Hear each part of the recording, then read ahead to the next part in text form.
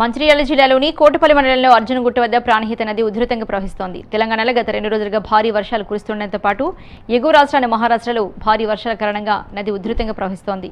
వర్షాల కారణంగా గోదావరిలోకి భారీగా వరద నీరు వచ్చి చేరింది. ఆయా ప్రాంతాల ప్రజలకు ఇబ్బందులు తలెత్తకుండా చర్యలు తీసుకోవాలని అధికారులను ఆదేశించారు.